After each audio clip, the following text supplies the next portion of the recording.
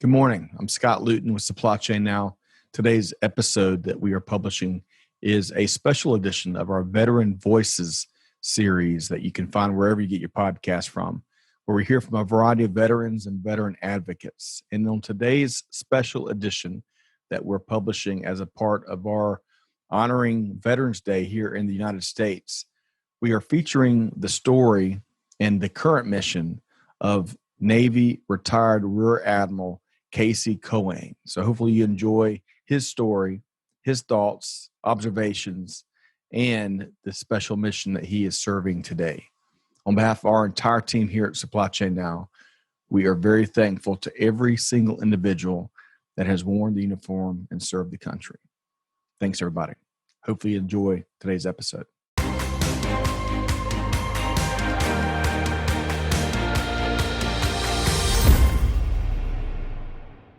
Hey, well, let's go ahead and welcome in our featured guests here today.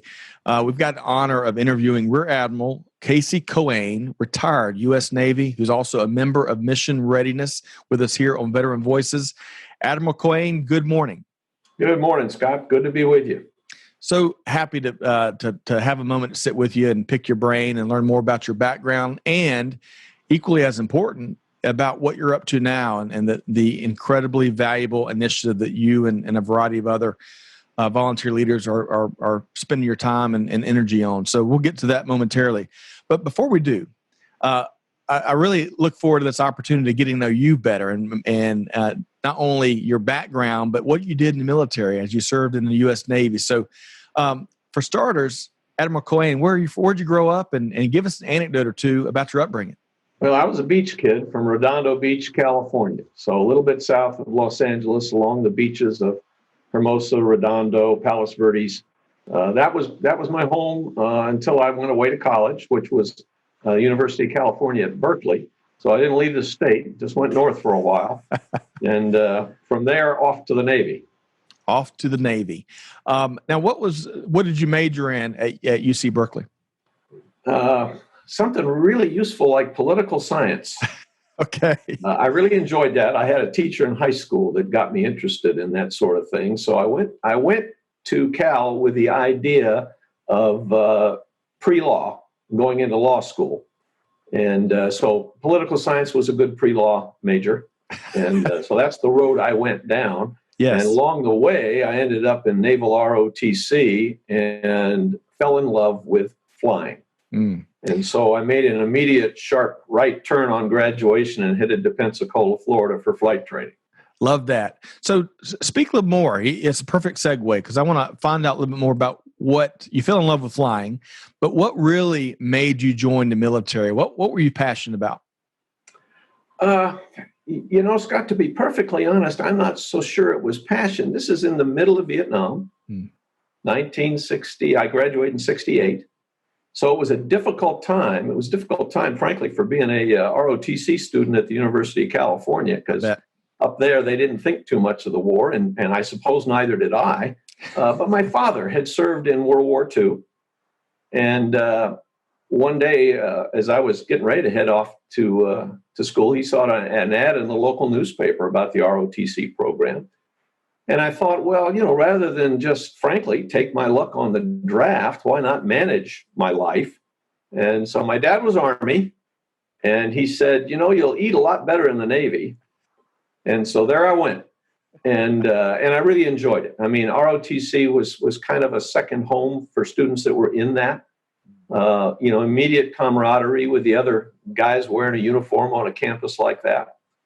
And like I said, I got introduced to flying one summer through the Navy, and thought, boy, if I'm going to be a naval officer, I think maybe I want to be a naval aviator. And I never looked back. Right. It worked out to be the thing to do. So one final question, and I want to move forward into your active military career.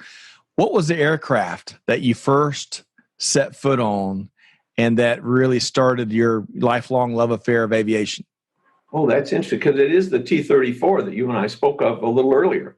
I was in a summer ROTC program at UCLA, and they had brought a T-34 to Santa Monica Airport to introduce those of us that might be interested in going that way into that. And so I had one flight at Santa Monica Airport in the T-34 out over the ocean. And I said, this is fun. This is a good thing. And that was sort of the deciding moment. Love it. You paint such a picture. Gosh, Santa Monica Airport. I can only imagine how gorgeous that is. All right. So let's now move forward. Let's talk about your active military career. 3 decades plus serving our country in uniform, if I've done my homework correctly. Really appreciate that, sir. When you look back, and I bet you can write several books, and we don't, I wish we had 5 hours to walk through so many of your experiences, but if you had a short list of some of your most memorable commands and experiences or roles, what would that be? Well, someone will tell you, anybody that's been a career military person would probably say being in command is what it's about. And so when you get that first opportunity for command, that's a special time and a special place. I had command of a reserve P3 squadron in New Orleans, and I spent a number of years there in that squadron. And so that having command of the squadron and having us doing well, there were 400 of us in that squadron, all great young Americans, volunteers, because it was a reserve squadron. They all wanted to be there. A lot of them traveled miles from other states. We had reservists came from 7 states to that squadron. So we had a lot of people very dedicated. So that was a special time. I think before that time, I had a tour on an aircraft carrier out of San Diego for 2 years. And, I tell people that was professionally a marvelous tour. The things I learned, the things I got to do as part of being staff on that aircraft carrier, learning to drive the ship from the bridge, learning to operate the combat systems, which was my primary job down in the Combat Information Center. I learned an awful lot in that 2 years at sea. It was quite a special tour. And then other tours that followed the squadrons and so forth. And then I became a flag officer, very fortunately. So that was well into my career, about year 26 or so, 25. And then and travel and do some of the things I got to do doing that. I spent 3 months on active duty in Saudi Arabia in 1995 as a brand new flag officer. So I did a lot of traveling there. And then probably my most memorable flag tour was 3 years I spent as the deputy commander in the Mediterranean. And again, doing that, I got to conduct personal, professional visits to Bulgaria and Romania. I was based in Italy, so that was special. But the young people that you get to work with at that stage of your career, that you get to go out and meet and see, and people like you from the Air Force. This was 1995. We had a lot of Air Force in Saudi Arabia. I flew with a lot of them. The Army guys that were running our Patriot missile batteries and other things throughout that peninsula.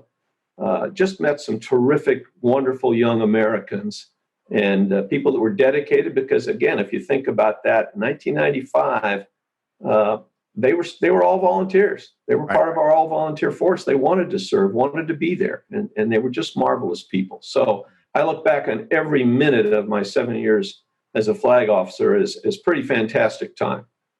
I think a lot of folks maybe that haven't served in the military, and certainly that haven't served in the senior levels of military leadership like you just described, may not appreciate kind of the international diplomat and ambassador and the heavy dynamic that is in their responsibility. And so I can only imagine how that carried into each of the conversations you had, because you were putting the best U.S. foot forward in each of those conversations, representing the country with leaders and officers from countries around the world, I would imagine.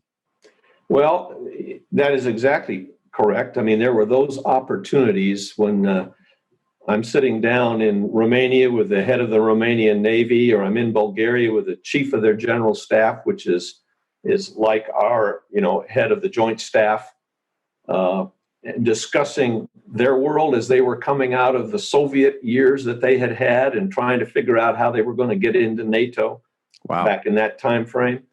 Yeah, amazing conversations. And I could tell a story about representing the U.S. at the Bulgarian naval birthday, but it's a long story, so we won't do that. But sometime offline, I'd love to share it with you, because it told a lot about America. And maybe, if I may, I'll give you the short version. Sure.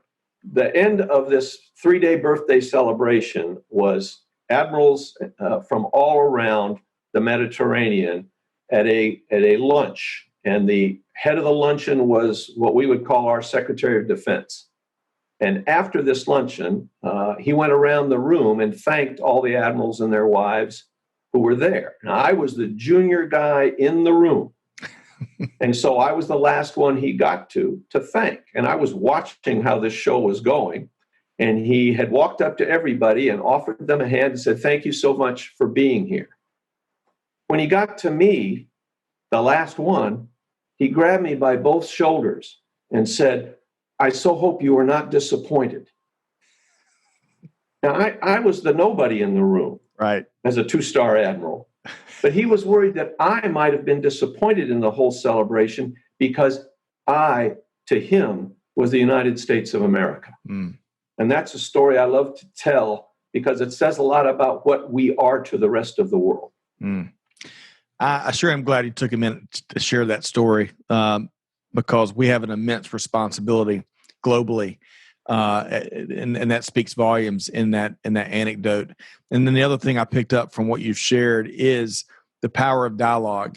And there's no shortage of disagreements and differences in countries around the world, but if you sit down and really intentionally lean in with an intention to form these bridges and find some common ground and find some common understanding and appreciate that common ground, so you can move and tackle and make progress in some of the areas where we may disagree. I mean, that's a lot of what I heard in some of your other experiences there. So thanks so much for sharing that experience earlier.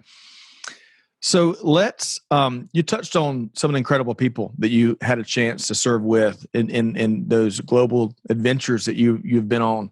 Let's touch on that. What are some of the names and individuals that come to mind, whether they worked for you, whether you worked alongside them, or folks that you may have served in the rank and file? Who are some names that come to mind?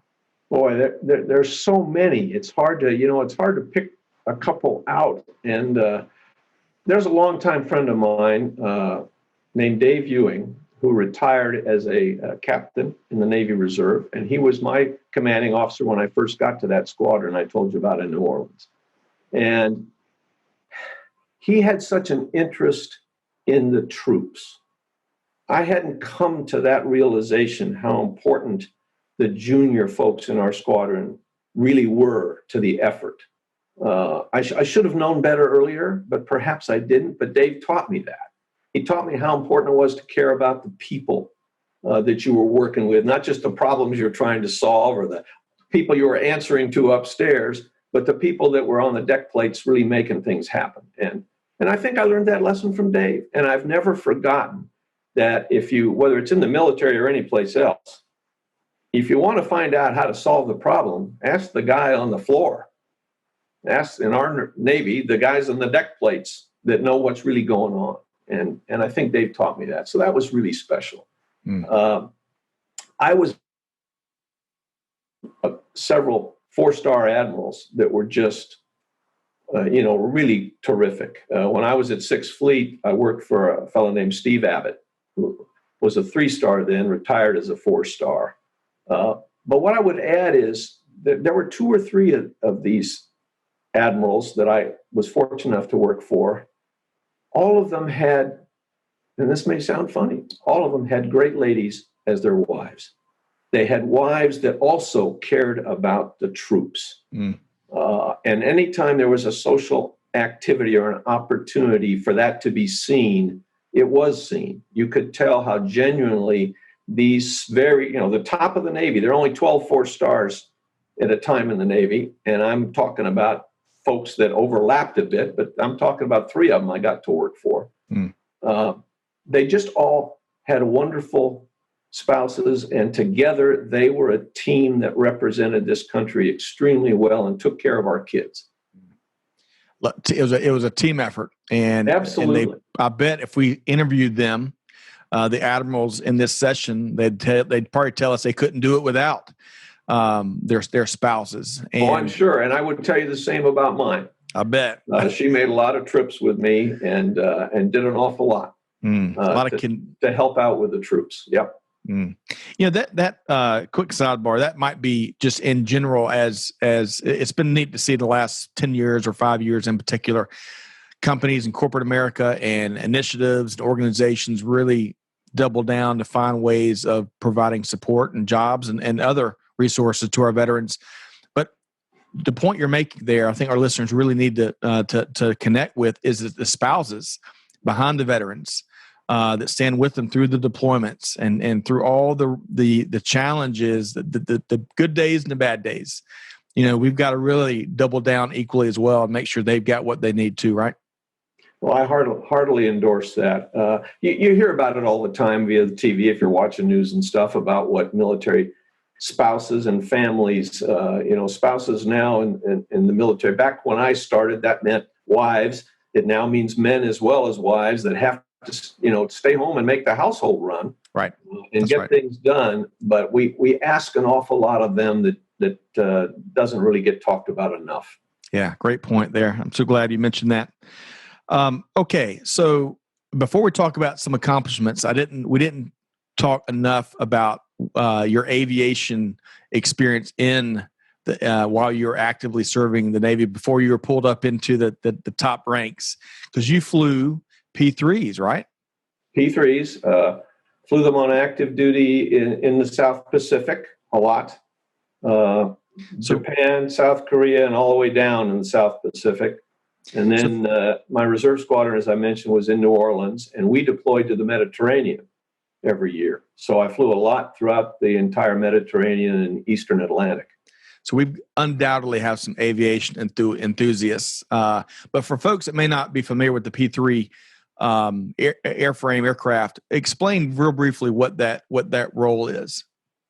Okay, it's a plane we've had since the late 60s in a number of different upgraded versions, and it is just now being phased out and replaced by the newer P8. It was a four-engine land-based turboprop airplane, and the primary mission is to hunt submarines, which is really what we did throughout all the time that I flew that airplane, until we got into the later stages and they got involved in doing reconnaissance and surveillance over land, which is what I did in the Bosnia-Kosovo timeframe, and then what the younger folks continued to do in Afghanistan, flying overland reconnaissance missions. Very reliable airframe. And I believe here in the Atlanta area, I know we're both Metro Atlantans, some of the overhaul is taking place, I believe, at a manufacturing facility kind of up in your neck of the woods.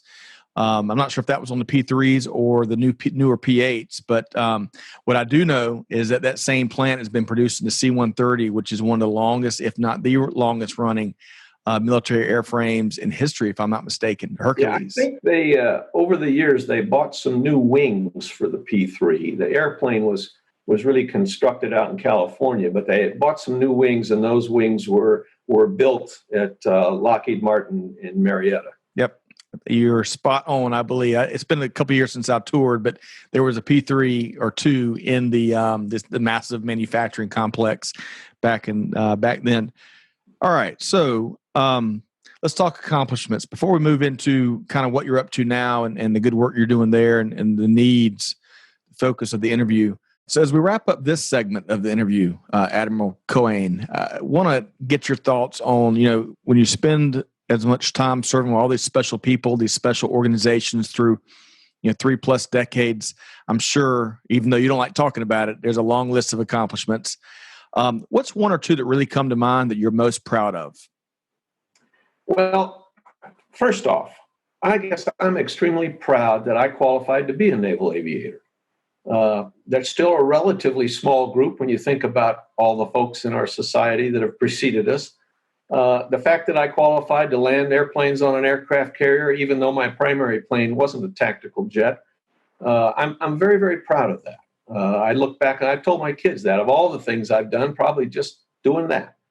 And then, as you suggested, most of the things I'm proud of are the accomplishments of the people that I worked with. And because you're Air Force, I'll relate this.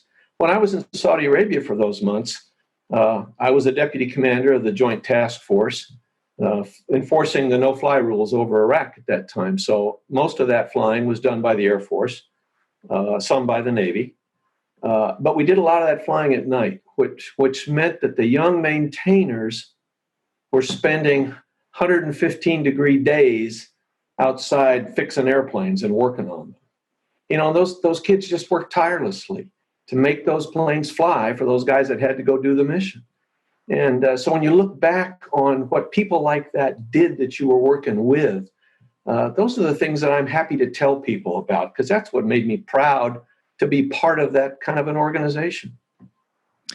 Wow. Oftentimes, whether it's in private industry like supply chain or in our military, the maintainers don't get enough credit. I was proud of my time being a part of Knuckle Busters gatherings as we celebrated the maintainer. And during that specific campaign you mentioned, the no-fly zones in the Middle East, I bet there were some F-16s from Shaw Air Force Base that played a role during your time over there. Absolutely. Shaw was a big part of that organization, sending those guys over. That's right. Really proud of both the pilots and certainly the maintainers and all the folks that are kind of behind the scenes and making sure the mission takes place and happens. And I appreciate your earlier point. It is a very select group to be able to fly in general for the military, but also to be able to land and take off on those moving airfields that are known as aircraft carriers. It's an amazing feat. So, yeah, I will add one other piece to that, and that is, not only did I get to do that, but I was very fortunate to spend that 2 years on an aircraft carrier and qualify to fight the ship essentially, but qualify to be an officer of the deck on the bridge and drive that ship. There is something special about standing out to sea on a Navy man of war. Absolutely. And talk about being able to project force in a way that few in history have ever had the opportunity to do. So really admire that. And we're going to have to bring you back because I'd love to dive deeper into that.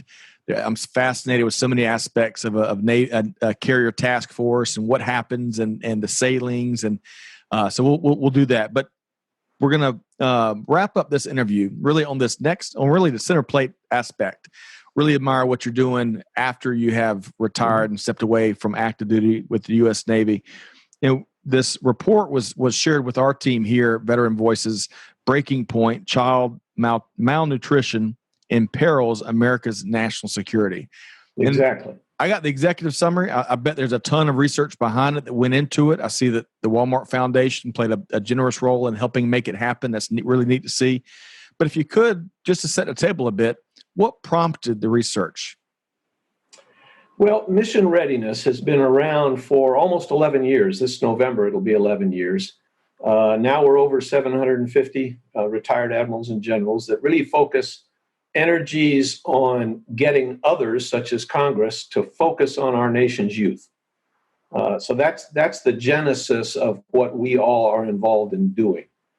In this particular case, our nation's youth, about 71%, 73% here in Georgia of the 17 to 24-year-old population is ineligible to join the military. They're ineligible either because they don't have the academic skills, and a lot of them that's the case, or they have a criminal record, or, and this is an increasing percentage, about 31% of those 17 to 24-year-olds are too obese to make the military fitness requirement. And while we're making headway on those other two reasons people can't join the military, we're losing ground on this one. America is becoming more obese.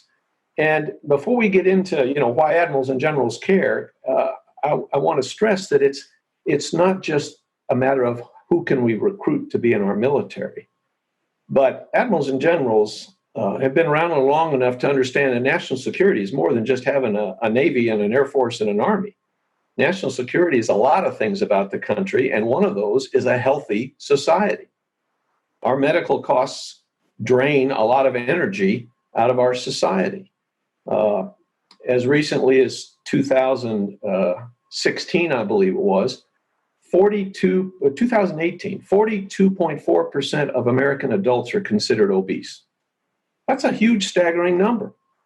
And while, again, we're concerned with the ability of our military to meet its recruiting requirements, I heard a doctor just the other day, yesterday, as a matter of fact, speaking about COVID and being asked, well, what about Sweden?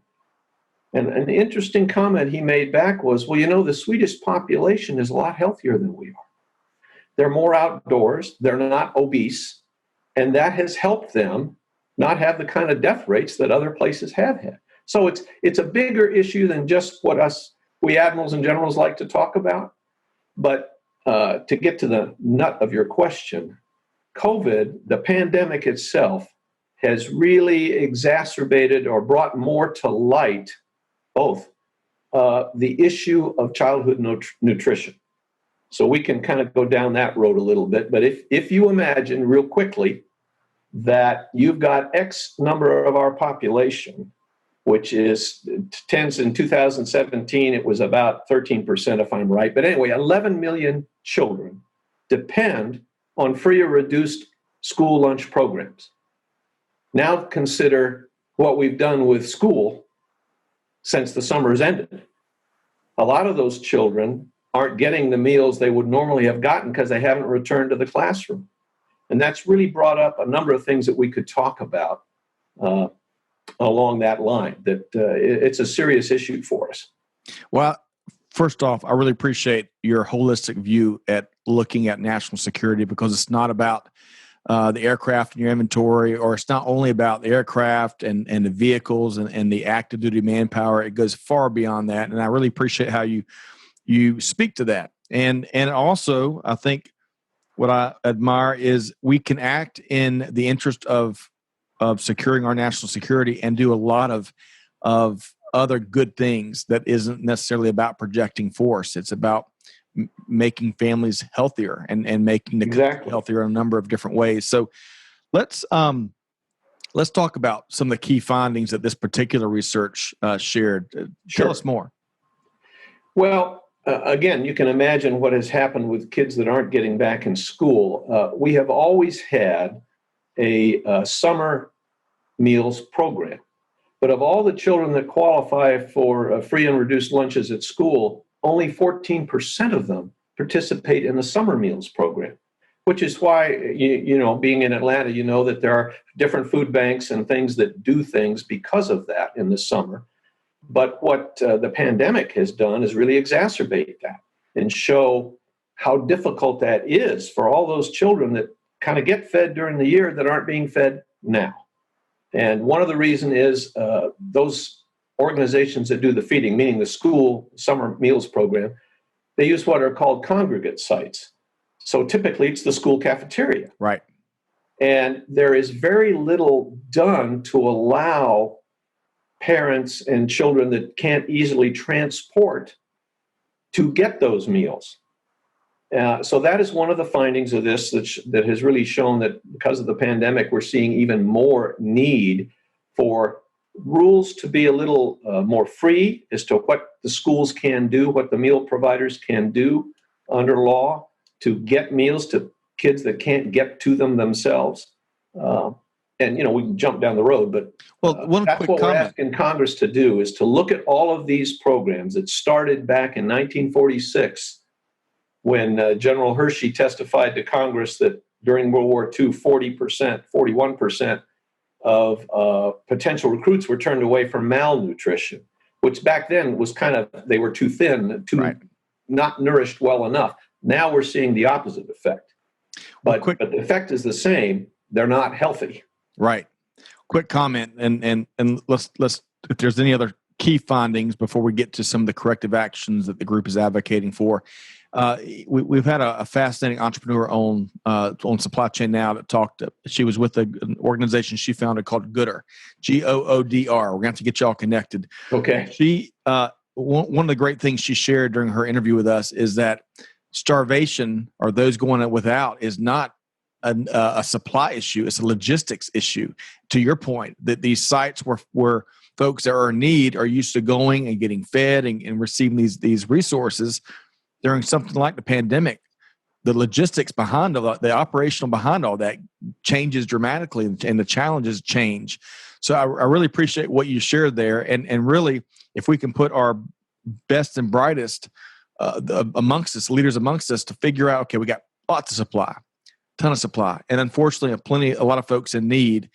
How do we fix those logistics in terms of those that go without? And then the other half of the coin that you're speaking to is on the obesity side, and perhaps, I'm not sure what your take is, if it better access to dietary programs or better health care, or maybe a combination of all that. What's your take on those that maybe have access to food, but they're not getting a lot of other exercise or dietary guidelines? Sure, or what have you? Sure. Well, and that's a very good question, because one of the things that may be counterintuitive to people is that obesity is also a sign of malnutrition for a number of reasons. But if you think about it easily, cheap foods are fatty foods. It's easy to get French fries. They don't cost a lot. Right. Fresh fruits and vegetables is a different thing. So families that tend to struggle with what we call food insecurity. And let me digress for a second to say food insecurity is the new buzzword, if you will, about these kinds of things. But What does that mean to a child? Food insecurity means that as a child, I don't know when my next meal is actually going to happen, and I don't know from where it will come. I mean, that's a terrible place to be if you're a child. So that's the food insecurity is a big piece of this. But because of that, families that are struggling financially, and now we see more of that because of COVID forced layoffs and so forth, they tend to need now to stretch their dollar. And one of the ways to stretch the dollar is to buy cheaper, more fatty, easy to get food and less fresh fruits and vegetables. So that's where that part fits in, that we see a danger of increasing obesity. I appreciate you clarifying. I was probably making too simple-minded of an argument, because you're right. I mean, when folks are trying to make ends meet, access to healthy food isn't always there, and certainly inexpensive or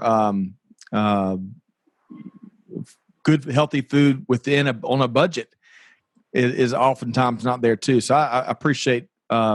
I appreciate how you're. So let me give you an example for one of the remedies to that. So Please. We have the Supplemental Nutrition Assistance Program, which more commonly would be called food stamps. There's an incentive built into that program that incentivizes families to buy fruits and vegetables.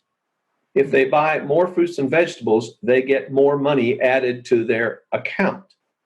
But what we're going to see now, or what we think we're seeing with the pandemic, is they got less other money from other places, so they're trying to stretch that dollar, and therefore they tend to not take advantage of that, but to buy the cheaper food that stretches their overall budget. So that's an issue that needs to be addressed. And we can talk more about the specifics, but the bottom line for us as an organization is we need Congress to revisit all of these programs, that SNAP program I just mentioned, the Supplemental Nutrition for Women, Infants, and Children called WIC, and the school lunch program, and see where we can strengthen those programs, where we can loosen up some of the regulations that deal with those logistics, the distribution of food, where we can work with suppliers, because supply to places like school cafeterias, that logistics train is also stressed by the pandemic. Absolutely. So those are things we're asking Congress to look at and see where we can make some real improvements. Yeah, I think we've all acknowledged one of the big challenges we've had in 2020 from a food supply chain standpoint. One of them is you've got the commercial supply chain, and then you've got the consumer supply chain for food. And when one breaks down, it's very difficult to divert the packaging we see and how one's built here for the other. And that's factored into some of the supply issues we have had.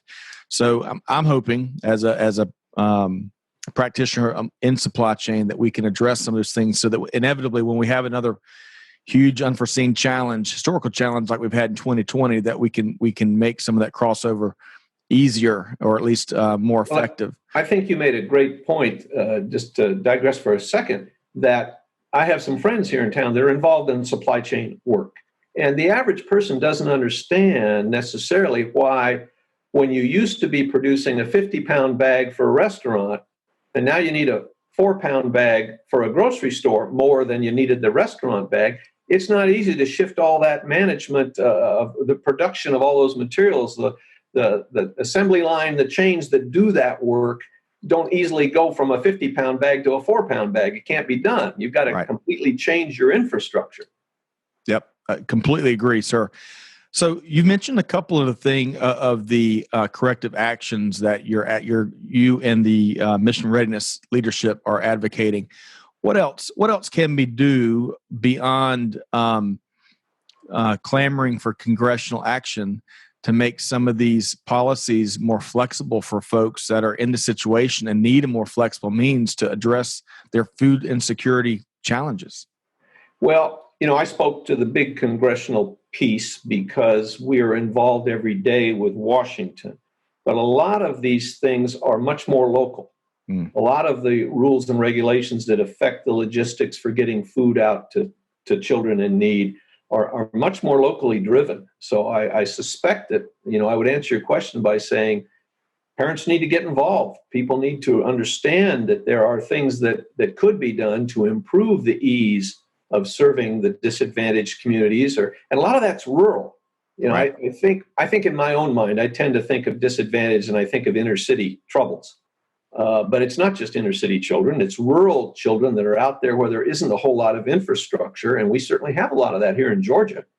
That's where some of the true food needs are. Agreed. Is out there where that those you and I that live here in the metropolitan area don't necessarily think about. So there's a lot that parents could do, I think, that civic community organizations could do to just become more aware of the food insecurities that are in existence, and work to help loosen up some of those regulations or help with the logistics itself, the transportation, to make those things work. I mean, if you're a school principal today, you got an awful lot on your plate. You could use some help probably.